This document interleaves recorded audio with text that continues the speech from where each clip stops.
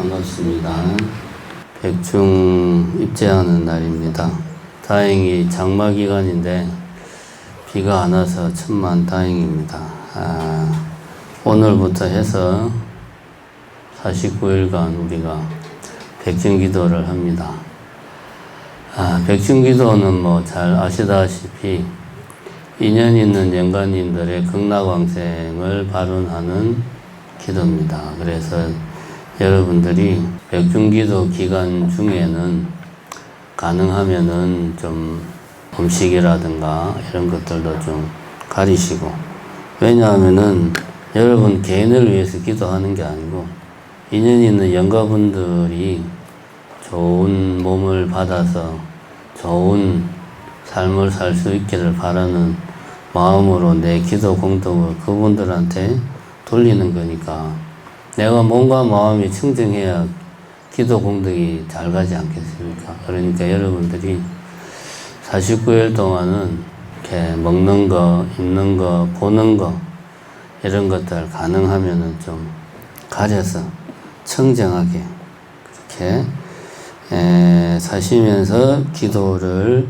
우리가 라이브로 하니까 같이 기도를 하시면 좋겠습니다. 백중기간 동안에 본문을 주로 보면은 그때 하기가 그래요. 워낙 횟수가 많잖아요. 내가 무슨 법문하는 기계도 아니고 뭐 찌르면 바로 법문이 나오는 사람이 아닙니다. 저는 그런 사람이 아니기 때문에 뭐 그동안 연가전에도 한번 했었고 자경문도 한번 어느 해인가는 자경문도 하고 그렇게 이제 텍스트를 정해서 했습니다. 올해는 그래서 이제 요번 기회에 다시 처음으로 돌아가서 부처님이 하신 법문의 내용을 우선은 우리가 제대로 알자 하는 생각이 들었습니다. 그래가지고 부처님 하신 법문은 한마디로 줄이면 사성제입니다. 사성제. 그래서 이번 백중기간 동안은 사성제와 팔정도, 그거 뭐 다 아는 이야기인데 그걸로 어떻게 몇 달 동안 법문을 합니까? 그러겠지만, 뭐 사성제는 고진멸도다 이러면 끝이죠. 근데 사실은 사성제에 불교의 모든 교리가 다 들어가 있어요. 사성제만 제대로 하려고 해서 불교의 교리를 다 이야기를 해야 됩니다. 그 정도로 모든 내용이 아주 잘 짜여져서 들어가 있기 때문에 우리가 사성제와 팔정도를 제대로 요번 기회에 좀 알자, 이런 의도에서 사성제와 팔정도를 가지고 요번 백중기간에 법문을 하겠습니다. 먼저 사성제는 여러분들이 다 잘 압니다. 이거는 뭐 불자 아니어도 압니다. 사성제는 기본 상식이에요. 고진멸도 모르는 사람이 없어요. 근데 왜 하느냐? 팔정도의 시작이 정견이란 말입니다. 우리 불자님들 팔정도도 다 알잖아요. 정견, 정사, 정어, 정업, 정명, 뭐 정정진, 정령, 정정 뭐 쫙 나가는데 다 압니다. 근데 이제 문제는 그럼 정견이 뭐냐? 물어보면 잘 몰라요. 그래서 이야기를 하는 겁니다. 정견을 한마디로 말하면 사성제를 올바로 아는 것이 정견입니다. 그럼 불교가 뭐냐라고 물어보면 혹시 주변에 불교를 모르는 사람이 보살님이 우리 할머니가 절에 다니니까 할머니한테 불교가 뭐예요? 물어보면 뭐라고 대답해 줘야 됩니까? 그때 고민할 필요가 없습니다. 사성제 이야기하면 됩니다. 불교는 사성제입니다. 간단해요. 그게 불교입니다. 뭐 고민할 필요가 없어요.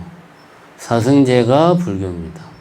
사성제를 올바로 이해하는 게 불교고, 그 올바로 이해한 바탕에서 수행을 하는 것이 팔정도고, 그러면은 이제 열반을 정덕하는 거고 깨달음을 얻는 겁니다. 불교의 시작이 사성제입니다. 불교의 끝도 사성제입니다. 사성제 중에 마지막이 도성제잖아요. 예. 그 불교의 모든 것이다. 이렇게 생각하면 됩니다. 사성제가. 자, 그러면은 부처님이 언제 사성제를 법을 설하셨느냐?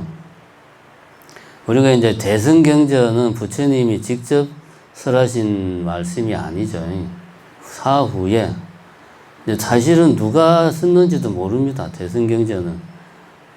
필자가 누군지도 모르지만, 다만 그 경전의 내용이 부처님의 그 법문의 내용과 부처님 하신 말씀과 일치한다. 그래서 경전으로 인정하는 겁니다. 근데 이제 사성제 같은 경우는 부처님이 직접 법을 설하신 거예요. 언제 설했느냐? 근데 이게 상당히 중요합니다. 부처님이 제일 먼저 법문을 했을 때 그 내용이 사성제였다. 이건 무슨 말이냐면, 고타마 시타르타라는 수행자가 깨달음을 얻고 나서 자기가 깨달은 내용을 이제 사람들한테 이야기를 해야 될 거 아니에요. 나는 이런 걸 깨달았다. 그걸 이제 자기 나름대로 정리를 해서 사람들한테 이야기할 때 당신이 생각하기에 내가 깨달은 게 뭐다 라고 이야기한 게 사성제예요. 그러니까 사성제가 중요하다. 사성제를 이해하는 게 중요하다. 부처님이 우리가 잘 알지만은 새벽별을 보고 이제 깨달음을 얻었어요. 이제 부처님의 깨달음의 내용은 우리가 이제 부처님 경전을 보면 연기법이라고 이야기합니다. 부처님이 관찰한 것은 연기법이라는 진리를 관찰을 했다. 그렇게 나옵니다. 그러면 우리가 여기서 의문이 생겨요. 부처님이 열심히 힘들게 수행을 해서 당신이 발견한, 만든 게 아니죠. 연기법은 부처님이 만든 게 아니고 있는 겁니다, 원래. 부처님이 계시거나 안 계시거나 과거벌에도 있었고 현재도 있고 미래도 있고 그냥 우리 시대에 고타마 시타르타라는 수행자가 워낙 뛰어나니까 발견을 한 거예요. 어쨌든 연기법을 발견을 했으면 연기법을 우리들에게 이야기를 해야 되는 거 아닙니까? 근데 왜 연기법을 이야기하지 않고 제일 처음 법문을 설할 때 사성제를 이야기했느냐? 요거 우리가 생각을 해볼 필요가 있다. 왜냐하면 부처님 생애에 그런 이야기가 나옵니다. 잘 아실 겁니다.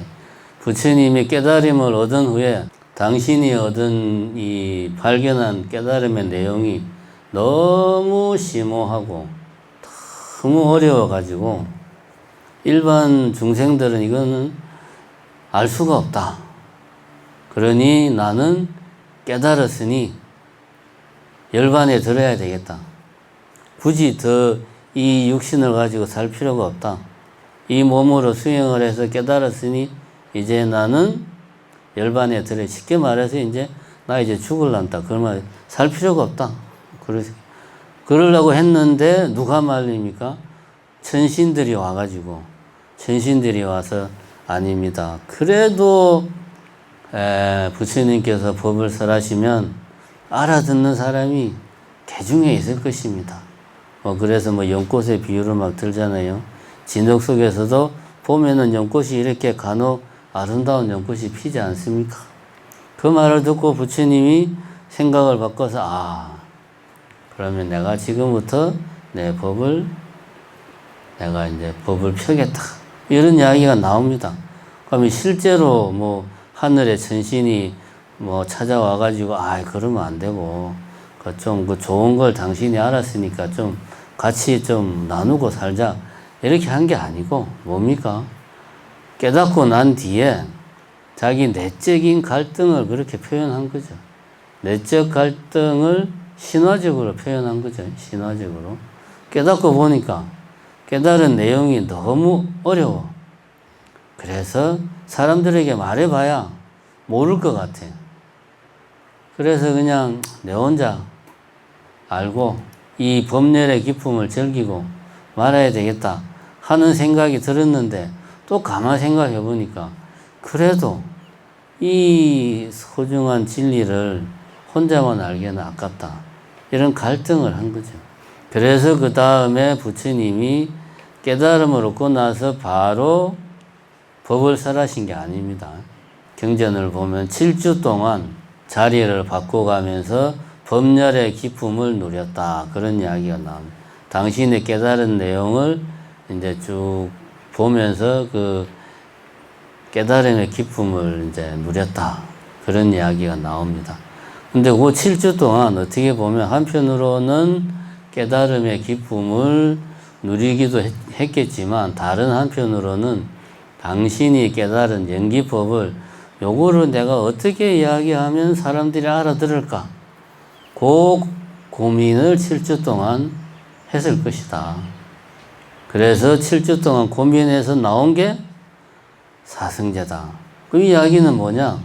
연기법과 사성제는 다른 게 아니다. 같은 거예요. 같은 건데 연기법은 부처님께서 실제로 관찰을 해서 발견한 있는 그대로의 이 세상의 모습을 당신이 발견한 그 모습이고, 사성제는 그거를 말로 설명하려고 하니까 너무 어려우니까 사람들이 알아들을 수 있게 체계를 갖추어가지고 요 정도로 이야기하면 사람들이 이해할 수 있을 거야 라는 체계로 만들어진 체계가 사성제죠. 그러니까 사성제가 연기법이고 연기법이 사성제입니다. 같은 겁니다. 그래서 그럼 왜 그렇게 우리가 생각할 수 있느냐? 7주간 부처님께서 법열의 기쁨을 탁 누리고 나서 그 사이에 이제 사성제의 골격을 만들지 않았을까? 그래서 제일 먼저 처음에는 당신이 이제 깨달은 거를 누군가에게 이야기를 해야 되는데 누구한테 이야기해야 될까 고민하다가 당신이 그 전에 가르침을 받았던 스승들을 찾아가죠. 근데 그 두 사람의 스승은 이미 이 세상 사람들이 아니에요. 죽었어. 그래서 할 수 없이 같이 수행을 했던 5명의 비구들, 수행자들을 찾아가는 거죠. 그 양반들이 어디 있었냐면 녹야원에 있었단 말입니다. 그래서 거리상으로는 거의 한 300km가 넘는 거리를 걸어서 찾아갑니다. 이건 뭘 의미하느냐? 그냥 이야기해주면 좋겠다는 게 아니고 꼭 이야기를 해야 되겠다, 이거는. 그러니까 차도 없는데 걸어서 300km 넘는 거리를 걸어서 우리나라로 치면 광주에서 서울까지 걸어간 거 아닙니까? 물론 처음부터 오비구르한테 가려고 간 게 아니었지. 원래는 그 전에 스승들한테 갔는데 하필이면 죽어가지고. 그러니까 아마 스승들한테 내가 깨달은 게 이런 거야. 당신들이 나에게 가르친 거는 불완전한 거야. 라는 걸 이제 좀 증명을 하려고 갔었는데 죽은 거예요. 그러니까 이제 같이 수행했던 오비구들한테 간 거예요. 근데 거리가 저 멀리 있으니까 300km를 걸어간 거예요. 가서 오비구들에게 한 법문이 부처님 최초의 법문이고 그 법문의 내용이 사성제다 이겁니다. 그 내용이 경전에 그대로 담겨서 지금까지 전해 내려온다 이거죠. 그게 이제 초전법륜경이다. 처음으로 법륜을 굴린 경전 이름이 초전법륜경. 경전 이름이 그렇습니다. 법륜을 처음으로 굴렸다. 그 경전에.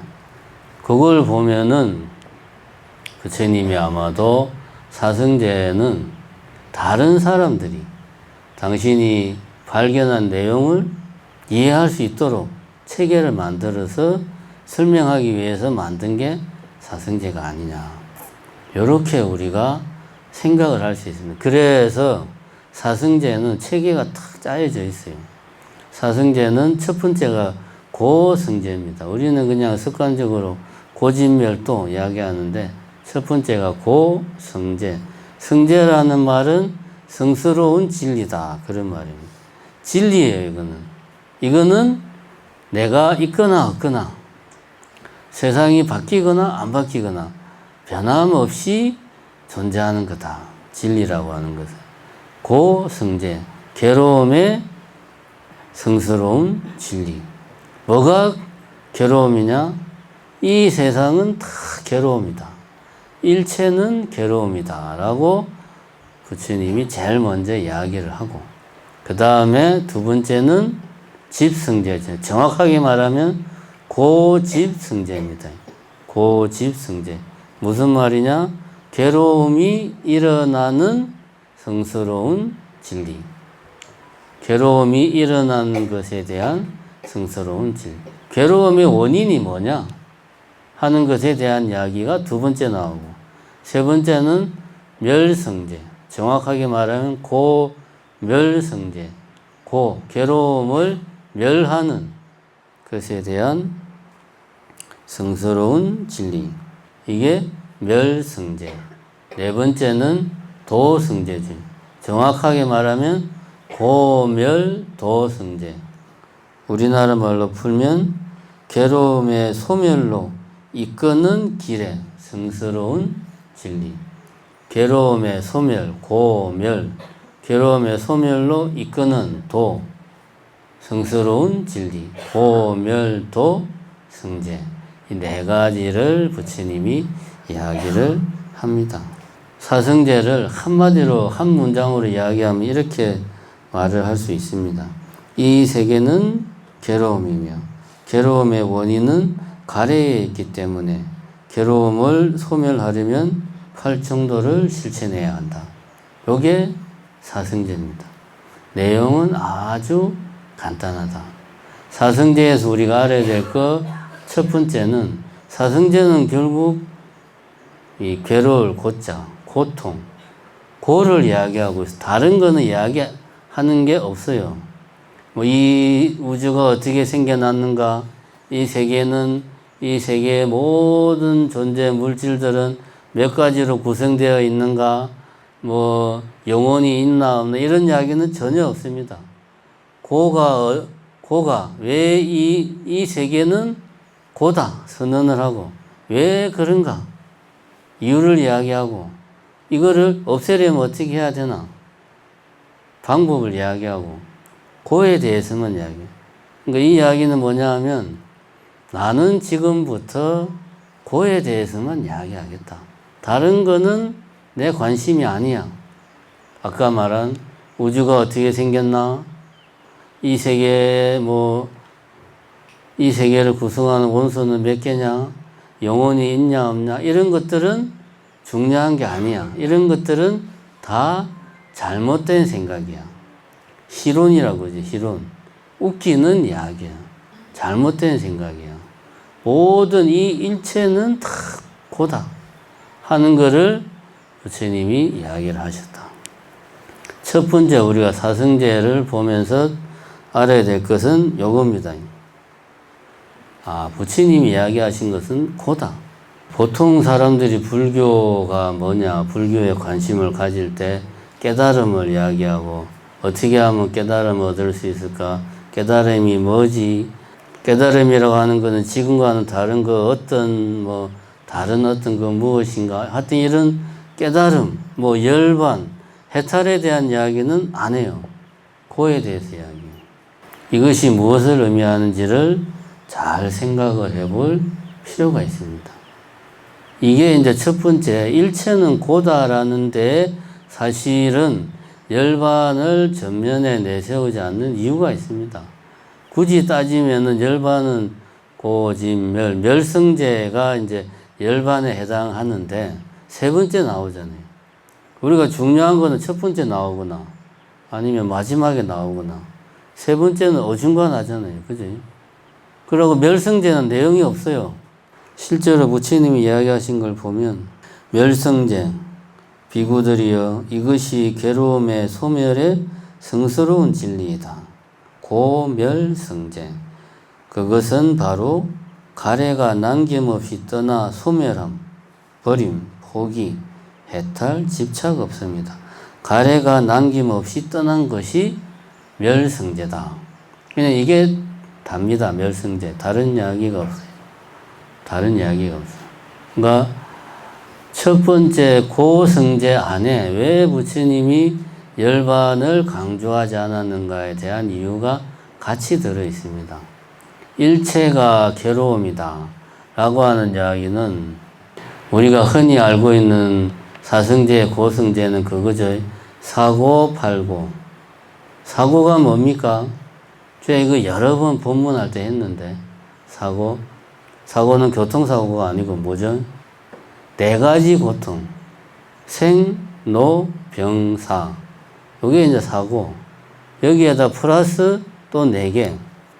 첫 번째가 뭡니까? 추가되는 게 싫은데 봐야 돼. 그죠? 원증회고. 그 다음에 사랑하는데 헤어져야 돼. 애별리고, 애별리고. 사랑하는데 별리. 헤어지는 고통. 그 다음에 가지고 싶은데 가지지를 못해. 구부득고. 그렇게 해서 생기는 고통. 어쨌든 지금 이제 하면은 이제 7개잖아요. 하나가 더 남았잖아요. 마지막이 이겁니다. 온에 집착하는 데서 오는 괴로움. 이거 이제 오치온. 치는 이제 집착한다, 애착한다. 온에 집착하는 것을 오치온이라고 그래요. 앞에 7개는 오치온에 다 들어가는 겁니다. 왜 생로병사가 고통이냐? 내 몸뚱아리가 있으니까 태어나는 게 고통이에요. 잘 생각해 보면 내 몸뚱아리가 있으니까 늙는 게 고통이에요. 잘 생각해 보십시오. 이 몸뚱아리가 내게 아니면 병이 들어서 골골거리고 해도 고통스럽지가 않지. 내게 아니니까. 생, 노, 병 드는 것도 몸뚱아리가 내가 있으니까 고통스러운 거예요. 죽는 것도 내가 사라지니까 고통스럽다 못해 두려운 거예요. 내가 있으니까 생로병사가 괴로운 겁니다. 원정회고도 마찬가지죠. 내 마음대로 안 되니까 괴로운 거고, 애 별리고도 마찬가지예요. 내가 사랑하는데 사랑하는 대로 뭔가 안 되니까 괴로운 거. 구부득고도 마찬가지. 내 욕심대로 안 되니까 괴로운 거. 결국은 다 주어가 뭡니까? 내가 주어예요. 오온이라고 하는 것은, 자, 오늘은 여기까지만 합시다.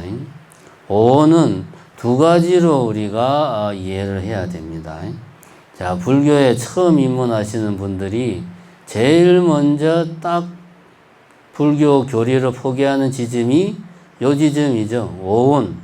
색수상행식, 이게 도대체 뭐냐. 반야신경에 나오는 안이빛을 눈도 없고 귀도 없고 코도 없고 뭐도 없고 이게 무슨 귀신 시다라 까먹는 소린가. 불교는 너무 난해. 우리 일상생활하고는 너무 거리가 멀어. 이거는 그냥 도 닦는 스님들이나 공부하라고 그래.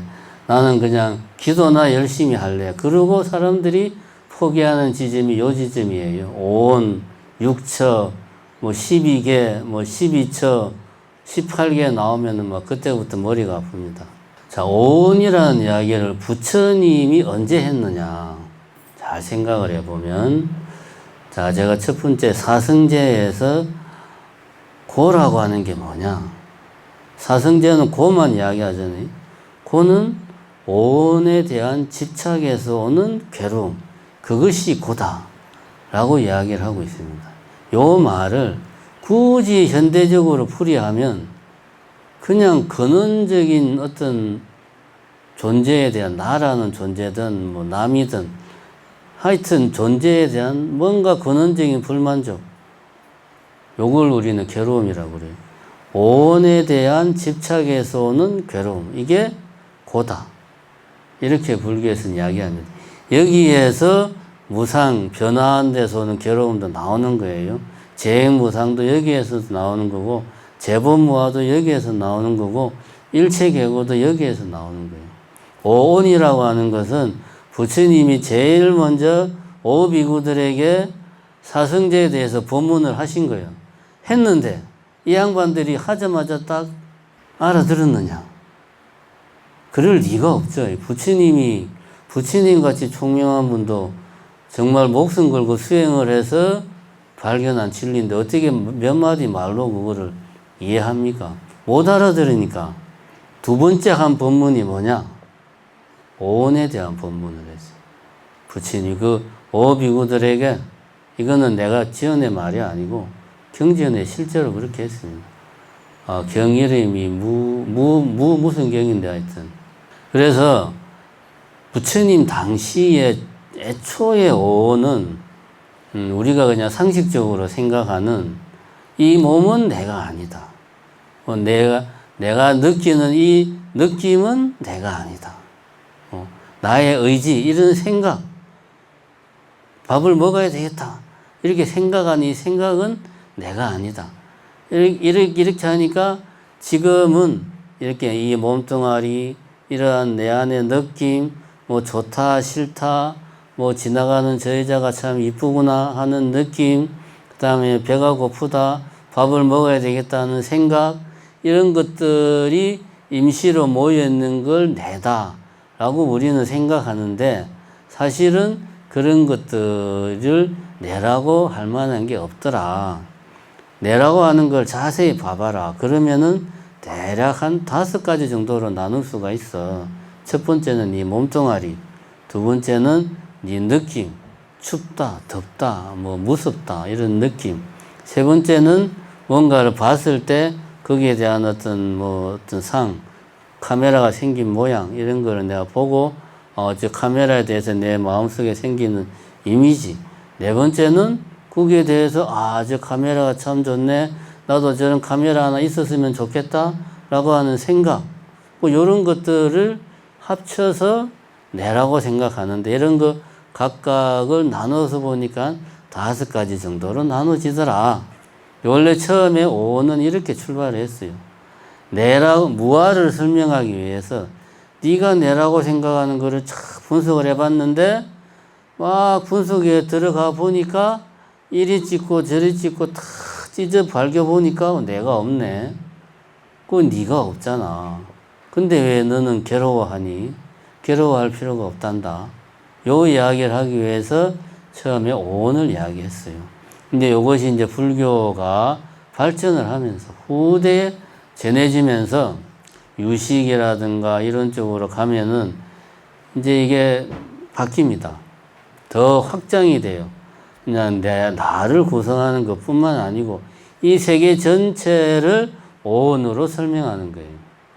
이 이야기는 사실은 불교가 이제 유식이 등장한 게 지금부터 한 1500년 정도 전에 인도에서 유식이라고 하는 이제 사상이 등장했다 이겁니다. 그게 뭐 유식이 전혀 새로운 게 아니고 부처님의 가르침을 더 발전시킨 거죠. 근데 유식의 내용이 지금 뇌과학하고 똑같아요. 틀린 게 하나도 없습니다. 이제 행복의 기원이라고 우리나라 심리학자가 쓴 책이 있어요. 행복의 기원이 뭐냐를 심리학적으로 이제 미국 무슨 캘리포니아 무슨 모시기 대학교에서 30년 동안 심리학을 행복을 연구한 학자가 쓴 책이 있습니다. 이 사람은 불자가 아니에요. 심리학자. 학자지, 학자. 이 사람이 이런 말을 했어요. 인간의 모든 경험은 뇌에서 만들어내는 마법과 같은 쇼다. 예를 들어 빨간 사과의 빨간색은 사과 안에 있는 것이 아니라 사과에 반사된 빛의 파장이 우리 시각세포를 흥분시키고 그 신경 반응을 뇌에서 합성해서 빨갛다라는 경험을 만들어내는 것이다. 만약 빨간색이 사과 자체에 묻어 있다면 사과는 항상 빨갛게 보여야 할 것이다. 하지만 생명인 내 친구에게 사과는 빨갛게 보인 적이 없다. 즉 사과의 빨간색은 사과 속에 있는 것이 아니라 그것을 본 사람의 머릿속에서 생겨나는 경험이다. 오온에서 두 번째 오온, 유식으로 이제 대승불교로 발전한 그 불교에서의 색은 지금 말하는 이런 거예요. 일체유심자. 이 세상 모든 저 앞에 나는 카메라를 보고 있다. 까만색 카메라. 저거 나는 철석같이 밖에 카메라가 있다고 너무나 당연하게 생각하는데 사실 내가 보고 있는 것은 꼭 여기 나오죠. 내 머릿속의 경험이다. 내 머릿속에 만들어낸 이미지다. 이거는 부처님 말씀이 아니고 심리학자 이야기예요. 다시 이야기하지만 인간의 모든 경험은 내가 보고 듣고 느끼고 만지고 지금 보고 있는 이 세계, 내가 보는 이 세계는 내가 만들어내는 쇼다. 내의 경험이 되게. 우리가 밖에 존재하는 물질이라고 하는 것이 사실은 그걸 우리가 이제 불교에서는 색이라고 말하고 그것은 내 머릿속에 만들어낸 하나의 이미지다. 그래서 유식무경, 오직 식, 머릿속에 뭐 이미지, 상만 있지 바깥에 객관적으로 뭔가가 있는 게 아니다. 요게 이제 두 번째 의미의 오온에서의 색이에요. 요거를 나누어서 생각하면 어려운 게 아닙니다. 초기에 원래 오는 부처님이 무아를 설명하기 위해서 니라고 너라고 나라고 하는 놈을 자세히 들여다봐라. 거기에 네가 어디에 있냐 하면 잘 네가 나눠서 분해를 해봐. 분해를 해보면 결국 5가지 정도로 나누죠. 거기에 나라고 하는 거 없어. 이 이야기를 하기 위해서 처음에는 온 이야기를 했는데 이것이 불교가 발전하면서 지금 말한 이런 모든 이 물질 세계, 현상 세계, 정신 세계를 설명하는 기본 바탕이 되었다. 그러니까 이 두 가지를 따로 생각하면 쉽게 이해가 됩니다. 이게 막 이럴 때는 이렇고 저럴 때는 저렇게 하니까 헷갈리는 거예요. 어쨌든 고승제의 고는 그냥 우리가 말하는 배가 고파서 괴로워, 자식이 말을 안 들어서 괴로워, 이런 괴로움만 말하는 게 아니다. 병이 들어서 괴로워, 늙어서 괴로워, 이런 괴로움만 말하는 게 아니다. 이것은 굳이 말하자면은 내가 존재하는 그 자체에서 이미 괴로움은 들어있다. 왜냐하면 우리는 태어날 때부터 나에 대해서 집착을 한다. 그게 부처님은 뭐라고 말했냐면 오온에 대한 집착. 오온에 대한 집착에서 오는 괴로움. 이게 하나로 다 뭉뚱그려져서 내 안에 다 있는 거예요. 그러니까 우리는 날 때부터 인생이 괴로운 거야. 보고 듣고 느끼고 생각하는 모든 게 다 괴로움으로 귀결된다 라고 하는 게 부처님의 이야기다. 그것이 고승제다. 나는 항상 괴로운 것만 아니고 즐거울 때도 있는데요. 요거는 괴고승이라고 그래. 고통 중에는 방금 전에 말한 그냥 맞아서 아프고 자식이 말을 안 들어서 아프고 괴롭고 이런 거 말고 이런 거는 일반적인 괴로움. 그다음 변화하는 데서 오는 괴로움. 그러니까 지금 나는 너무 행복해. 이 말은 네가 지금 행복하다는 말은 너는 이제 내일이면은 너에게는 불행이 찾아온다는 거하고 똑같은 말이야. 그렇지 않아요? 행복은 영원하지 않으니까. 행복이 일정하면 우리는 그걸 행복으로 느끼지 못하지. 이게 괴고성, 변화에서 오는 고통. 이게 다 방금 전에 말한 오온에 대한 집착에서 오는 괴로움에 포함되는 겁니다. 뭘 말하더라도 결국은 그것은 고로 귀결된다. 이거를 알아야 된다. 이것이 사성제의 첫 번째 고승제다. 다음 시간 이어서 계속 하도록 하겠습니다. 감사합니다.